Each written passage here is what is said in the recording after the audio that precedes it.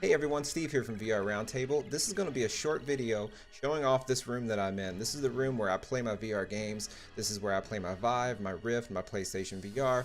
It's where I record the little quick looks and Let's Plays that I do with my green screen.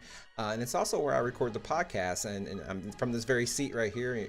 You've all seen this view before. So we had some requests and people curious more about our setup. So I decided to throw this short video together. And by short, it's pretty short and sweet. I kept it bare minimum, so check it out and I hope you like it.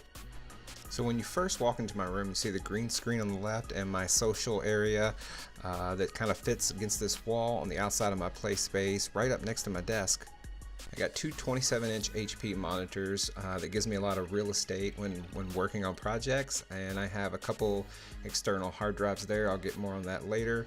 This is a close-up shot of my, basically it's just a USB hub. I don't know why I focus on it too much, but I think it's a point of attention because a lot of USB devices for Rift owners is something that people are often concerned about. You can kind of see one of my Rift sensors here, and this is my video light. What this does, it's actually designed for a laptop, but it fit on this monitor, and it kind of helps give me some fill light when I'm shooting the podcast, especially because there's windows kind of behind me here. This is a 12-inch Sony sub that I had from my previous theater installation, and I think having a sub's important even in VR when you're wearing headphones. It kind of helps fill in a lot of that low-end rumble. So I think we're gonna get down here to my my PC. I'm not a PC enthusiast in the sense that I make it beautiful.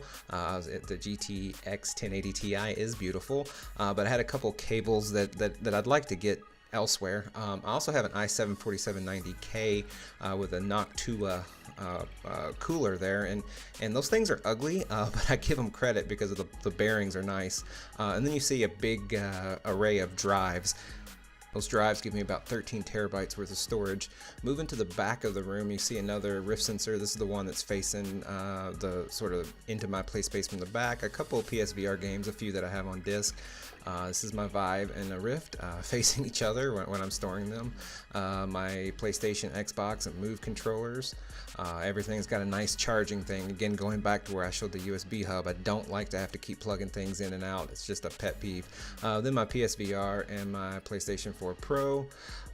Just the boxes that I kind of just have stacked back there. And you can see I put some hangers on the side for holding the touch controllers, a couple headsets, and then over here on the other side, if I can get back there, we'll see I have my Vive controllers hanging similarly. I chose that side so that I could have some plugs for the charging cable. This is my Takamine G series and my Epiphone electric guitar hanging on the back wall. Right below it I store my Thrustmaster T150 and a cheap fold-up chair from Walmart. When I want to play a racing game in VR, I sort of just pull it out and slide it to the middle of the room. And then this is a guitar signed by my favorite band Live. If you didn't grow up in the 90s listening to alternative, you probably have no clue who they are, but at that time they were my favorite band, so I don't play this guitar very much. Wrapping up here is my green screen, and you'll see my Rift and Vive sensor up in the corner, and that's it.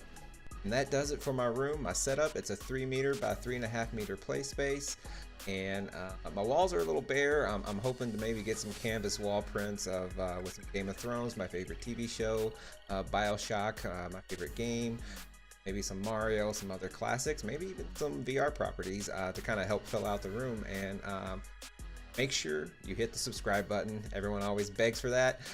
It's just kind of the way this works. Also, check out our podcast. We put it up every week. It goes up on Monday, both on iTunes, other podcast directories, as well as here on YouTube. It's kind of our main thing. Everything else we do is sort of to augment that. So subscribe to us on iTunes or watch us here. That's really where we're putting our focus in, and we hope everybody watching it likes it, and we'll see you next time. Later.